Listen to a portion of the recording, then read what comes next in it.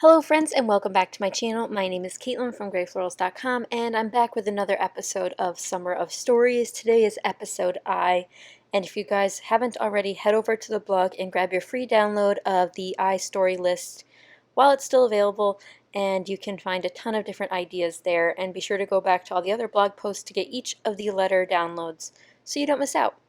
Today I'm working with my new How to Kill a Kit with Style July kit. I'll have the playlist linked down below in case you guys missed the kit share. I'm working with Christmas products this month, but don't worry, I'm doing some Christmas projects and some non-Christmas projects. So today I'm working with the Wish Season collection that I got, I think last year, and I got it in a grab box. So it was kind of one of those things I didn't know I was getting, and then when I got it, I absolutely loved it. And it's very non-traditional Christmas colors. However, some of these patterns are very Christmassy. So you'll see here I'm using this main stripe paper as my color base, and then I have one of the more plain background papers there, that nice teal color. I did grab a strip of this Christmas tree paper, but other than that, I'll just use a couple more papers for my layering, and that's it for the Christmas paper section. But don't worry, I used some Christmas embellishments as well, so we'll see how that goes. I pulled out this Teresa Collins stencil. It's just a triangle pattern, and I pulled out my gold Heidi Swap color paste. It's been so long since I've used a stencil, so long since I've done mixed media, and I thought, wow, let's get back into this. This is something I want to do. I want to start using up some of these mixed media supplies I've had before they dry up. I actually just discovered a whole can of modeling paste has dried up, so that's very disappointing. But I'm going to end up putting this pattern in 3 different spots, kind of. These two kind of end up getting connected in a way in the finished product, but you can kind of see I'm just putting the modeling paste through the stencil. And I'll try to have all the products I use linked down below in case you guys are interested. That way you guys don't have to go searching for a stencil. If I can find it, I'll have a link down below. But I picked this up at Joann's quite a while ago, so it might still be available somewhere online. I'm going to put some more gold paste through the top here so I can get a little bit more of this fun gold dimension. And I already knew I was going to be using some gold embellishments on here, so I thought this was a good addition. However, this Heidi Swap color paste is more of a, I would say, a yellow gold rather than like a normal gold, but that's okay. I also did some splatters with some pink distress paint, and then they don't really pick up well on camera, but they're there, I promise. You'll see them in the close-ups and the photos over on my blog. But I'm starting to glue down the papers here, and then we'll start building out the photo and embellishments. So like I said, this is letter I this week, and I am scrapbooking the start of our international trip. We took a day trip to Canada last summer, and that was this photo here, which is just of my passports, or our passports I should say. And this is actually after we already got through, I believe, the border, so this is technically in Canada. And I ended up turning this photo down to 4x4. I just thought it looked a little bit better, more suitable to emphasize the passports themselves instead of the scenery around them, because the idea here is the passports. I also pulled out a pink doily to have there. I think it brings out less of the Christmassy parts of the patterns, but I also pull in this red paper here because I did want some more red on this layout. So I do a thin pattern of red, and again, you can't tell these are Christmas presents when they're around a photo this thinly, so I'm just using it for the color. And then I do this light blue on white pattern, which is the background of that stripe. So here I'm looking at some non-Christmas items. These pink and other color tabs were sitting on my desk. These are part of my favorites for last month. I don't think that video is up yet, but I pulled these out. I love using tabs. I don't know what it is about it. I'm just loving using them lately. So these are from Illustrated Faith, and I pull out 3 or 4 and end up using all of them, which is really cool. And I'm really glad I did. I think it's just, highlighting the pink makes it so much less Christmassy.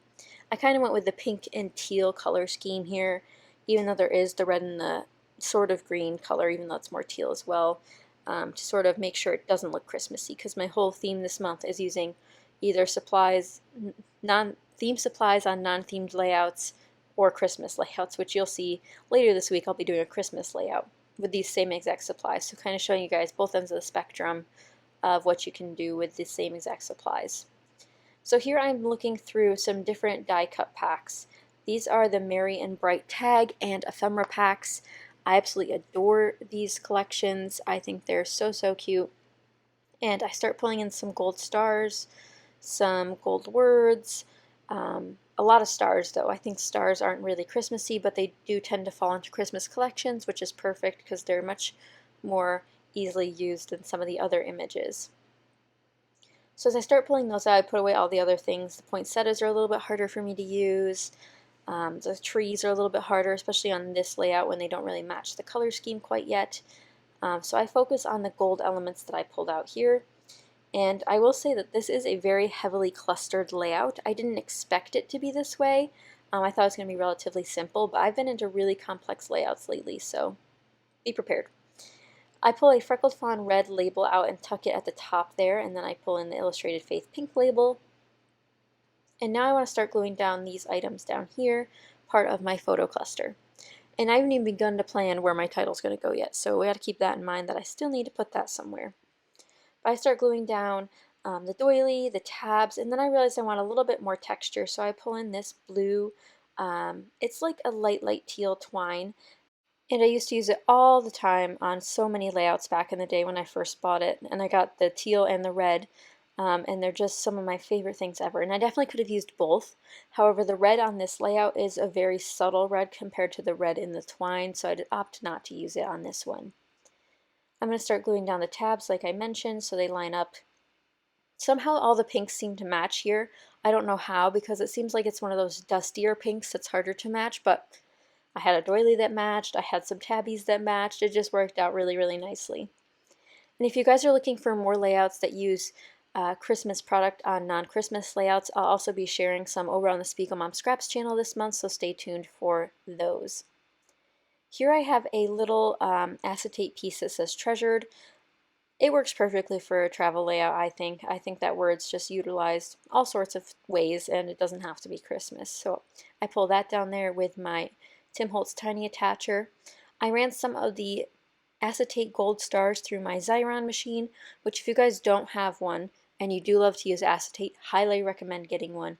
It helps me out so, so much when it comes to gluing all of those down. Here I grabbed a Pink Fresh Studio sticker that says In the Moment and one that says You and Me. Now these match the color scheme perfectly, but they are not Christmas products, so definitely mixing in some non-Christmas in here to make it feel a little bit, you know, more travel-y, if that makes sense. I'm going to pull in some vellum pieces from Illustrated Faith. I did have a lot pulled out at the beginning, as you guys saw. I did try to pre-plan for this while I was waiting for my camera battery to charge, but I did not know what the layout was going to look like. I just pulled out pieces that kind of coordinated, so I didn't have to worry about pulling those out while I was scrapbooking. Here I'm adding some paper clips to my page. I think I add two. I add a light pink and then I add a gold.